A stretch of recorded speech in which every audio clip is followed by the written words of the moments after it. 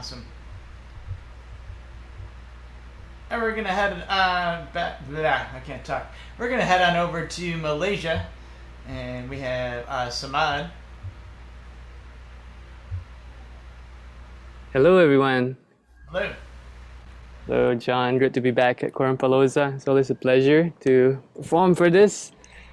And it's crazy how long you've kept this going, and just the energy is really, really inspiring just to see something with so much music and so much love going on for so long. And yeah, so I'm in Malaysia. So I always like to tell you guys this. I'm from the future, so I can tell you the sun rises here and things are okay, and people have breakfast, so it should be okay tomorrow, relatively speaking. And today's set, today's set is kind of a more melancholic set. I like ballads, to be honest. I'm a kind of a ballads dude. But before I perform, I want to give you guys a link here. I decided this morning just gonna give you guys 3 of my albums. Whoever is on the Zoom, I'm gonna give a link here. You can have 3 of my records for free, and there's some bonuses there as well if anyone's interested.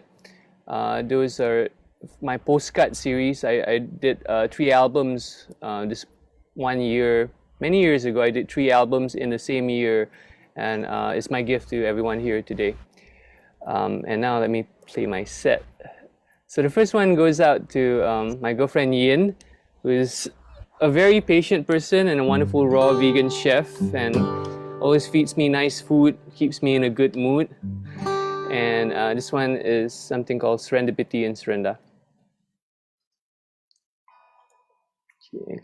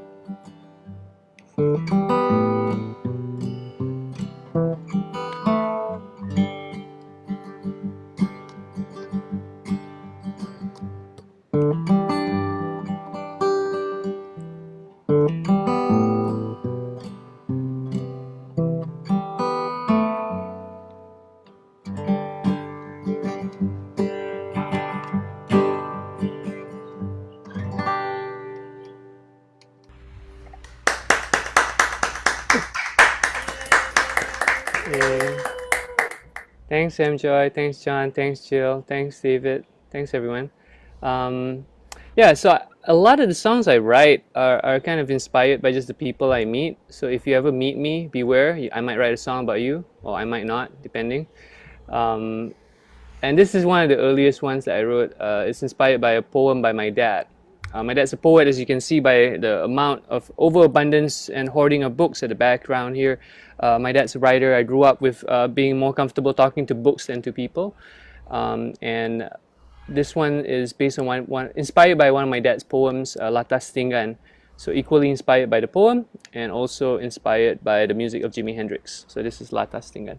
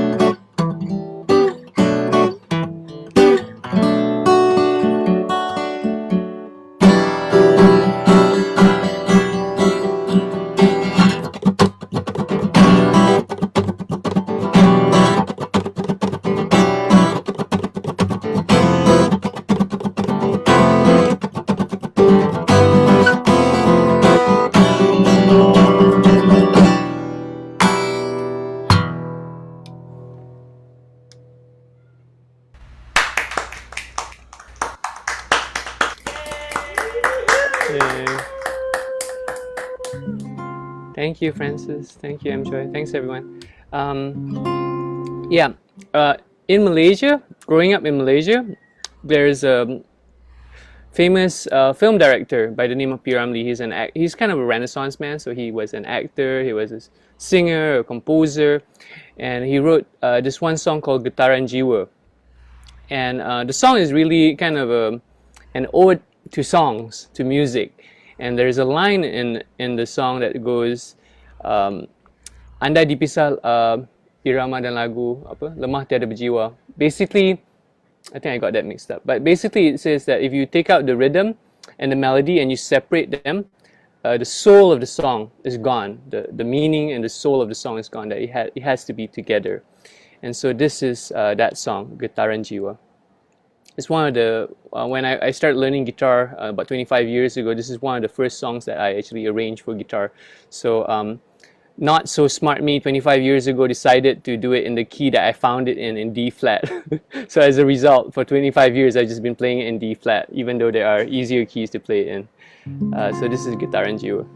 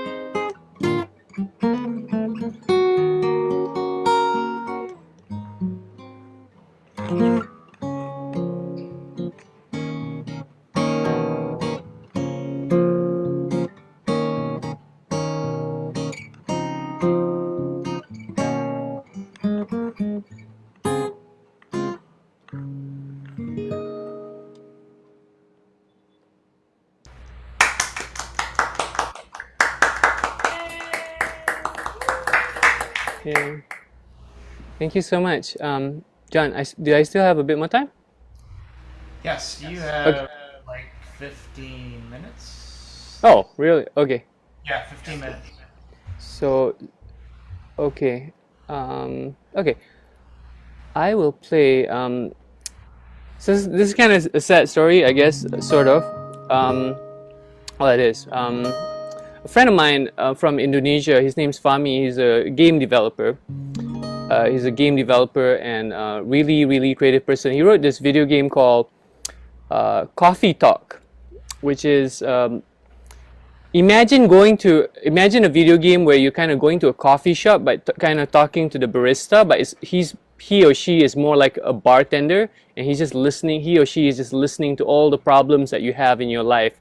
And imagine if it was set in an alternate reality of Seattle where you have like aliens and animals and like different kinds of beings, and they all like to drink coffee in the middle of the night, not in the day. And they just like share all the problems that they have to this barista. And that's the premise of the video game. It's called Coffee Talk. And that's the happy part. He wrote this game. He's from Indonesia, from Jakarta. Really creative person. And this video game got a lot of critical acclaim in the kind of indie scene, game development scene. But a few months ago, I think in March, he passed away quite suddenly. He's quite young. I think he's like 31 or something like that. And although I'm not like the closest person to him, we basically just like, I just reply his tweets about cats on Twitter, and sometimes he just posts different things that he posts on Twitter. But I was really kind of affected by his passing because I just felt kind of a camaraderie or like kind of an affinity for what he does and how he talks. And I mean, he likes cats. I mean, how can you hate someone who likes cats? And so before he passed away, the night before, he posted this picture, I think a video or something, with him with like his cat. And the cat was just like being very, very affectionate, kind of just like all over his face. And then he said something like, this is the closest thing he'll feel to like love or something like that. And I replied, and it was just like, I replied his tweet with something. And then the next day I found out he passed away. And so this is a song I wrote for him. It's kind of a short piece, but it's called The Closest Thing, and it's inspired by that tweet. So this goes out to Fami. And I don't think I've actually performed this in any performance before. I just recorded it for him. So I apologize if I make some mistakes here and there. So this is The Closest Thing.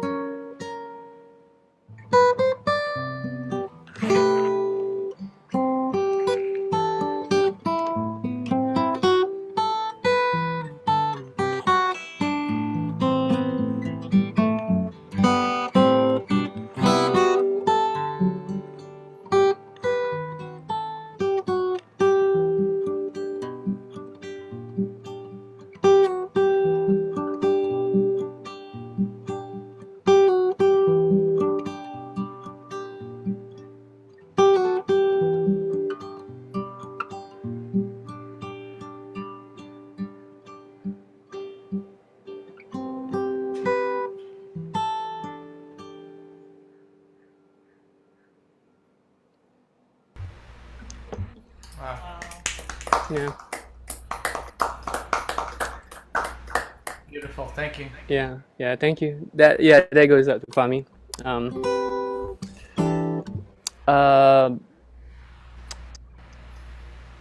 one of the things that happens in Malaysian music is that we tend, a lot of the composers tend to write about night and day and about nature. And I think in the 50s and 60s and 70s, kind of the imagery of nature and the imagery of night and day was one of the things that I mean, you can see, because it wasn't about city life yet. It wasn't about kind of the drama about all this modern living yet at that point. It was more about celebrating the beauty of nature, and kind of a lot of metaphor, comparing, when people fall in love, you compare it with like imagery in nature, flowers and the moon and the stars and the sky and things like that. I don't know how much of it was that it was simpler times, or it's just that that was kind of the aesthetic of the era. But I really like the music of that time, from the 50s and 60s. And this is one of the songs from P. Ramlee, the same composer I mentioned earlier.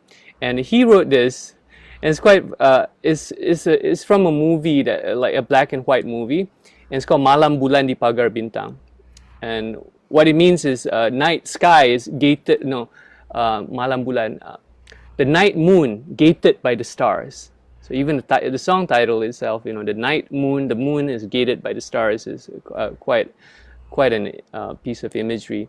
And in the movie, the guy and the girl, they were singing to each other, kind of serenading each other, and the girl's dad actually was kind of, I mean, we're talking about Asian culture here, Malaysian culture, Singaporean culture, Asian culture. So the dad knew that the guy was seeing his daughter, and then his friends, the guy's friends, Ramlee's friends, were outside saying that, hey, that sounds like Ramlee singing inside.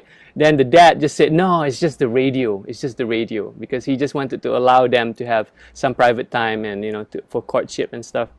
And so this is the song that they were singing, that the dad said, oh, it's just the radio. So this is Malam Bulan di Pagar Bintang.